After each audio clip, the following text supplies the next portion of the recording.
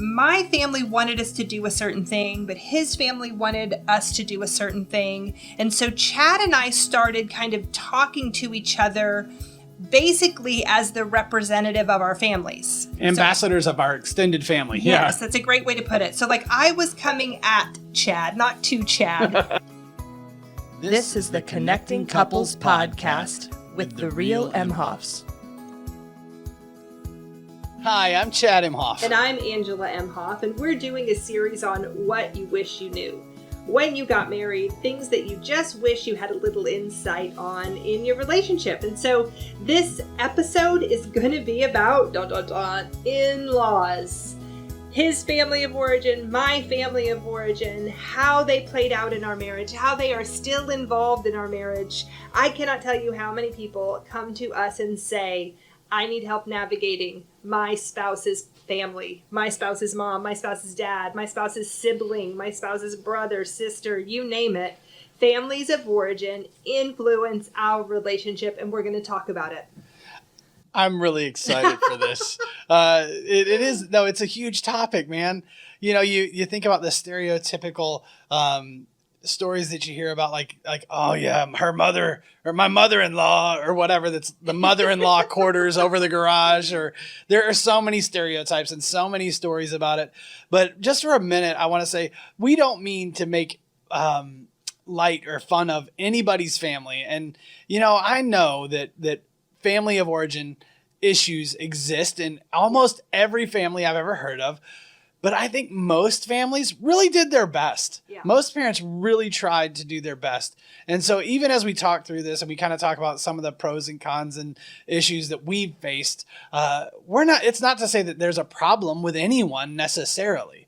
It is really to kind of say, how do we continue to honor and in love and include and be with the people that raised us, while we also have this other family, this thing that we've created together, and make that what we want it to be, and not let our family of origin continue to run how we do life in some ways. And again, not to say, if you've got an incredible family of origin, you've got an incredible set of in-laws, man, listen to them, value them, treasure them. Yeah. They're incredible resources. But there are also times that even the best in-laws seem to overstep bounds or push a little bit. And we get to make, as a married couple, as a new family, decisions for our family. Yeah. That's really what this episode is about, is how do we really define our family versus our extended family at this point. And we also know there are families out there that don't have great family of origins, or have had to set very harsh boundaries, or have emotional cutoffs, or are not in contact with. So there could also be grief around this topic.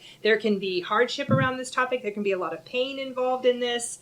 I mean, I even think about both of our families, and we can kind of come at this topic with humor because there are funny things about both of our family of origins that we've had to navigate. And also there are hard things. There are hard conversations we have had to have around my family influence on our relationship, his family influence on our relationship. And just like with all of our episodes, with all of our podcasts, with who Chad and I are, the real Imhoffs, we want to bring kind of just a real picture of how we have navigated it, some of the conversations we've had in our relationship, but also the conversations that we've had with others to help them navigate this space. So let's kind of just talk about, in the vein of what we wish we knew. When we were dating, both Chad and I had this concept of, I want you to meet my family. As a matter of fact, for both of us, we kind of shared this in the Keep Dating Your Spouse series when we talked about us dating. There was this rubric of, we get along, everything's going good, and now this is going to be it. Here comes the family. Or is he going to pass the test? Is he going to meet the family, and how it's going to go? What was funny, I mean, I think for my family and yours also, neither one of our families were like, I wasn't scared that you or they weren't going to like you. I was like, are you going to be able to tolerate them?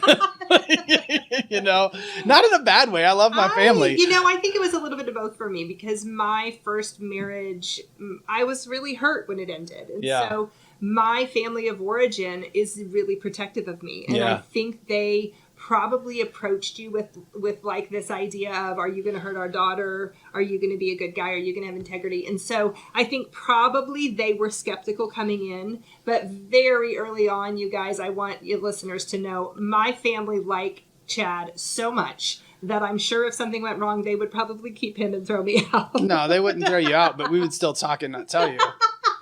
That's not okay. That's not okay. No. They love him. I mean, he just has this very disarming presence, and it was so great with my family. It's one of the reasons why this relationship worked so well. He was like the missing piece in my family, and that was really great. And so we have just some insight that we want to share on kind of how to approach this. Let's say either way, good family of origin that brings challenge, either way, we usually bring the connect point at the end, but we're going to kind of lead up to. The connect point is going to be, do we like the way it's going with our family of origin? If we do, great. Do we need to make adjustments? If we don't, let's talk about why and do we need to make adjustments? And so really this whole episode is going to be discussing how to navigate the very hard conversation first with your partner, because you're talking about their family.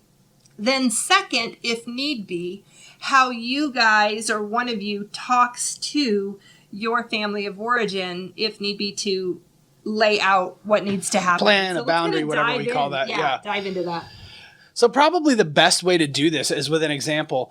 Why don't you dive in with one? We have a few examples we're going to share, but this one really comes to mind because it happened early with Chad and I. We'd probably been married about 2 or 3 years. We get along well with both of our families.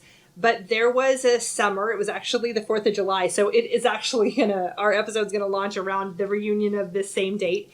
And my family was in town, his family was in town, extended family was in town. I had uncles, cousins, he had extended family. There was a lot of both of our families in town.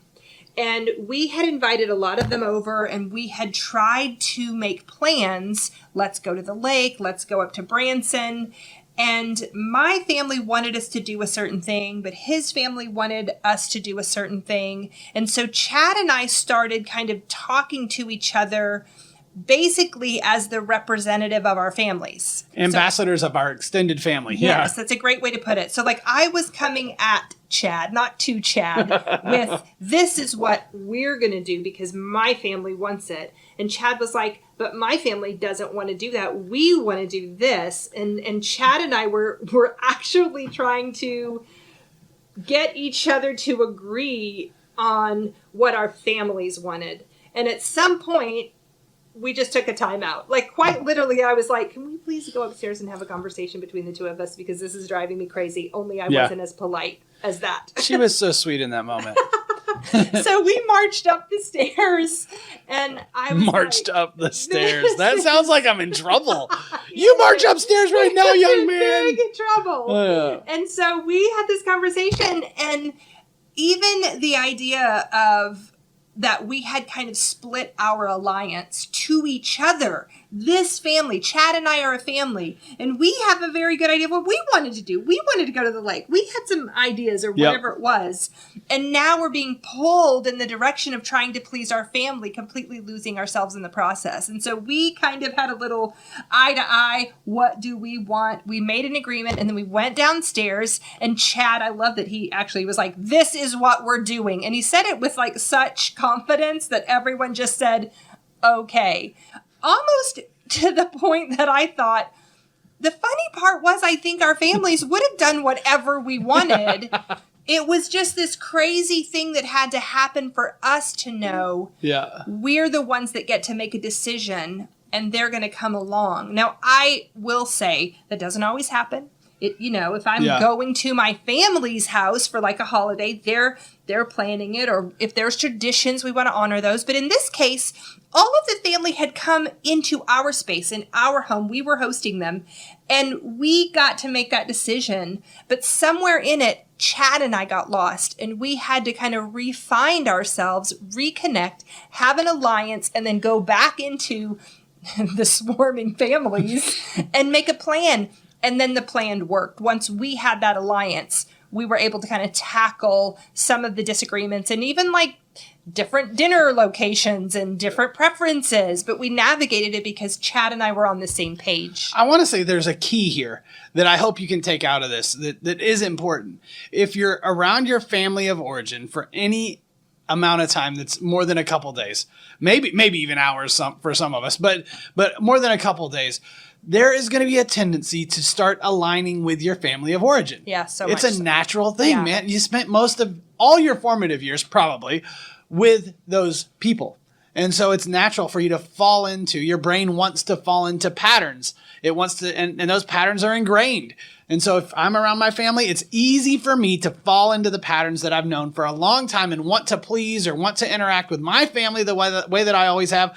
And just like it is normal for Angela or anyone else, including myself, like I said, to fall into that pattern. So we have to be aware approval. of it. We want our families to like us and to approve of what we're doing. We want our families to see Chad and I living a solid life, making good decisions together, getting along. And so it's hard because we can kind of lose sight of who we are just for the sake of what we think they're seeing. Yeah. And man, that turns into a mess pretty fast. And I want to say that, like, if we don't find a way to get back to each other, it's a pretty dangerous scenario. I want to encourage you, if you're going to hang out with family of origin for more than a day or two, have a plan for how you're going to reconnect.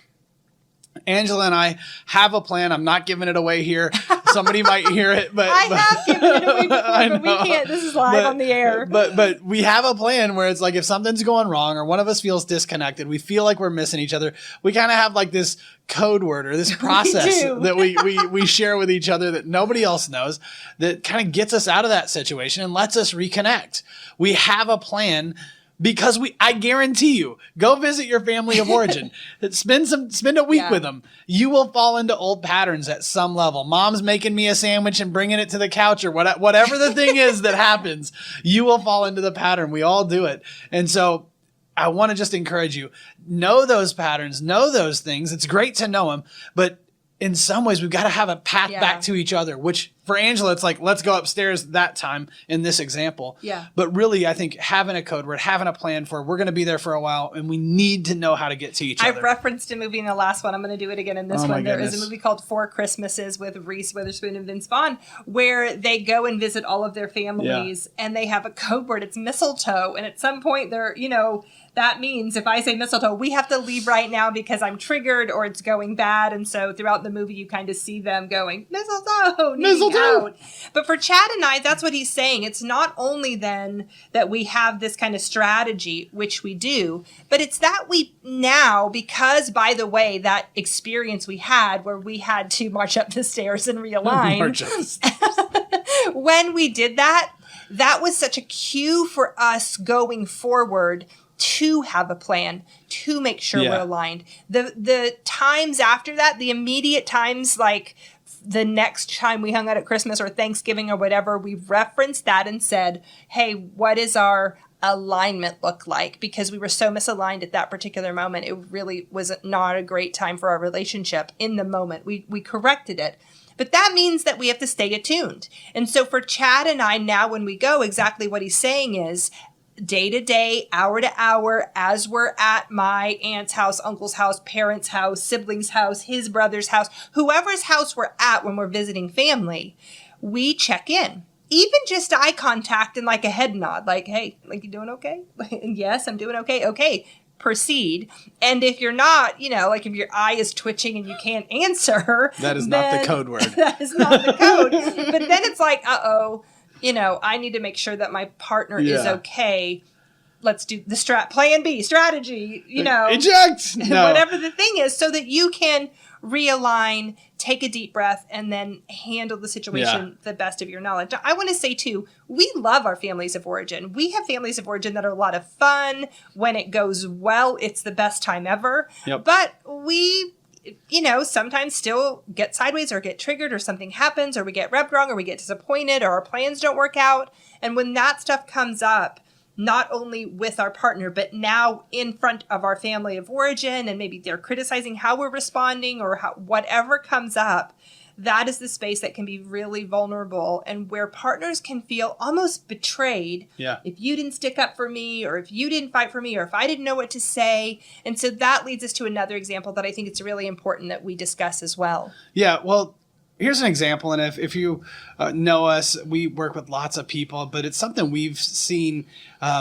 over and over and over. I probably have 10 examples of this just in my friends, but also in people I've worked with. Angela and I have had some examples of this even in our own lives. So there's no one person here, but it's like from my family, if someone from my family of origin really offends or kind of triangles against my wife, right? Against Angela, somebody hurts her feelings or says something bad about her or kind of like draws a hard line with her, calls her a name. How do we deal with that? You know, it's hard because I guess I could completely write off my family, but they're trying to set a precedent, right? If grandma has always been in charge in the family and then Angela comes into her kitchen and starts cooking and grandma's the one who does the cooking and doesn't like the way that Angela's cooking and starts to say, hey, you get out of here, or you do this, or you do that, or you do the dishes, right? And kind of puts her off or says something bad about Angela in front of our kid, shames her about the way that she cooks or cleans or whatever the thing is. We have to have a plan for that. Yeah. Right? We have to have an agenda or a way that we're going to handle that. And so I've given you like 3 examples in one in some ways. Yeah. But any time that somebody from my family addresses my wife in a bad way, I have to be the one that's going to handle that. I have to be the one that's going to take care of that. I have to come back to my spouse. So first of all, my spouse might have to let me know what happened. Yeah. Right? And my job in that moment is not to align with grandma. Not to protect, don't protect my family of origin Yeah. member. It's to protect my spouse. I need to go and protect my spouse. I need to protect my wife. If you have gotten this wrong, I'm not shaming you right now. No, not at all. This happens to almost all of us Yeah. at one point or another. It's happened to me and Angela in some ways, and I'm sure that it's happened to lots of y'all. But really moving forward, what we're saying is it is my job to align here. Yeah. And I'll tell you what, even if Angela in this scenario is a bad cleaner or a bad cook or whatever the thing is, right? Even if she did get that wrong, or even if she was completely in the wrong, my job is to protect her. Her job is to protect me. I love that. We're just to make sure we're not like trying to specifically reference any one person we've talked to, because we have talked to so many people that line this up. Chad's giving this hypothetical situation, which is so funny because I actually do go to his grandmother's house and then we cook a meal, and so I do take over the kitchen, and everybody actually loves it. So I hope they do, and they're not. Yeah. But let's say I want to play this out for a second, because let's say I go in the kitchen, I overstep my space. Grandma says something really mean to me. It hurts my feelings, says something like, we knew you were whatever the thing is. Yeah. And I'm crying, and Chad comes to the back to even say what's going on. And I say, your grandma was mean to me.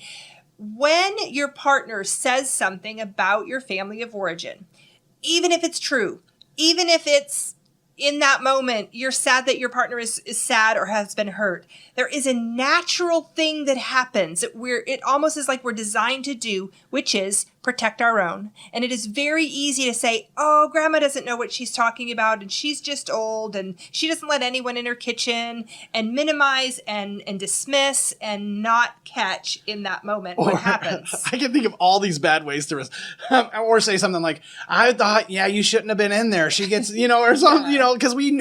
What were you thinking doing fried chicken when that's grandma's special? Whatever, any of the things. When it's our family of origin, we kind of naturally, just like we said earlier, want to align with our family. We fall back into the patterns that we grew up with. And so if everybody protects grandma, or grandma is the matriarch and she attacks my wife, it's hard for me to go, you know what? I've got to go set a boundary in this area with my extended family. Which, am I saying grandma is your extended family? I am. I'm saying grandma is your extended family. Don't tell grandma. Well, and we might have to. We might have to say, hey, grandma, I love you. Yeah. You make the best fried chicken, but we're not going to stay here tonight. We're going to go do something different. That really hurt my spouse, and I've got to protect her. And you know what? My grandma, she would probably respect that, because she would say, you know what? I needed somebody to do that for me at one point, or I needed, and a lot of times that plays out a lot better than people think. You can set that boundary with somebody as long as you're clear about what happened, and as long as Angela doesn't try to go address grandma. And here's the interesting, Chad is saying we are precedent setting in these scenarios. And so 2 things I want to say.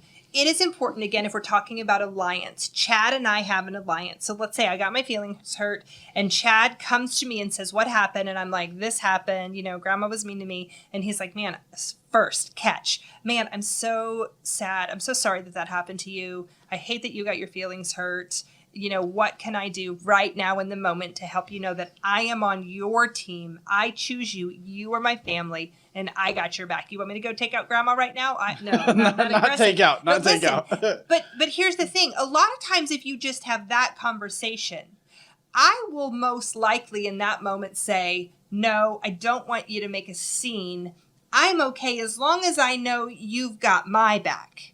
My job isn't, or my hope isn't, that Chad now goes and blows up his whole family, like emotionally, not like causes a huge big scene and now everyone's fighting with each other. First we're marching up the stairs, then we're blowing things up. I don't know what's happening this time, I mean, like emotionally and relationally. I know. And so when we have a talk, then the talk could also say, well, when maybe your grandmother said harsh things to you, how did you respond? And he's like, well, that's why I'm a withdrawer, because I would just kind of take it on the chin and walk out and go tinker in the ground. And I'm like, oh, okay, now I can start to see where this comes from. In these conversations, we can really start to see how our partner learned their strategy of survival in that family. And that strategy is important to pay attention to.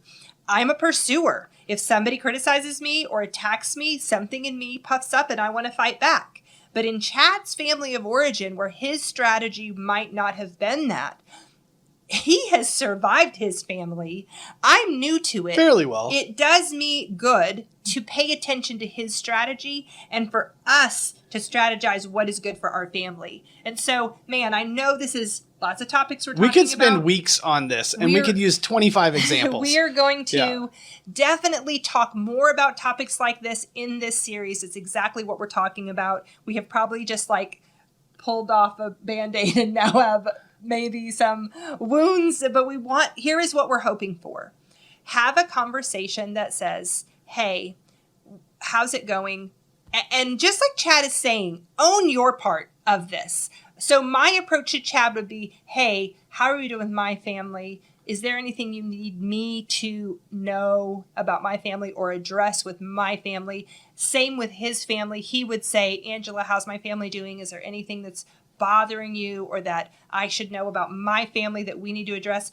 We need to have an agreement, an alliance that we've got each other's back.